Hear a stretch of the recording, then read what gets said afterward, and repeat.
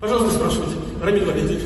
Вот не так давно, года два назад, уважаемый доктор наук Дамир Мулевич Исхаков высказывал слова, да, о том, что якобы карагаши происходит от карагасов алтайских.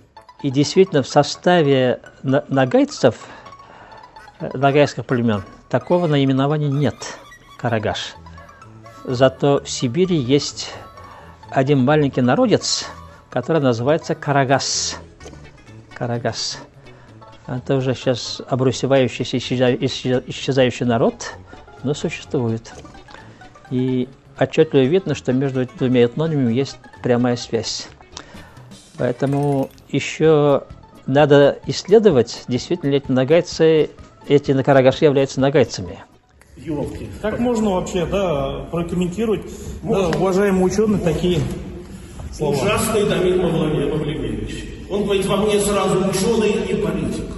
И как политику ему нужен Татарстан до космического года. Ни больше, ни меньше. Но Леонид Павлович Потапов, сибиревед, сказал: Виктор Свет Михайлович, не задумываться ли, что карагаши связаны с карагасами. Человек срабатывает на созвучие. И спасибо ненаглядному Илье Васильевичу Тропицыну, что он открыл этот документ, что карагаши на Кавказе жили в урочище Карагат. По донесению Федора Черкесова, Муса Мурза находился со своими людьми на российской стороне Кубани в урочище Мурзабека Тажию, то есть Мурзабекова каменная палата. Саадет Гирей с остальными салтанаульцами расположился в урочище Караагат в лесу. Источник: Российский государственный военно-исторический архив, фонд 482. Опись 1.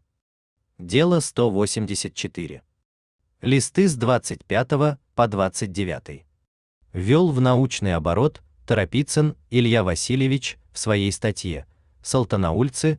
Проблема геополитического выбора нагайцев в контексте международных отношений на Северном Кавказе в XVIII веке».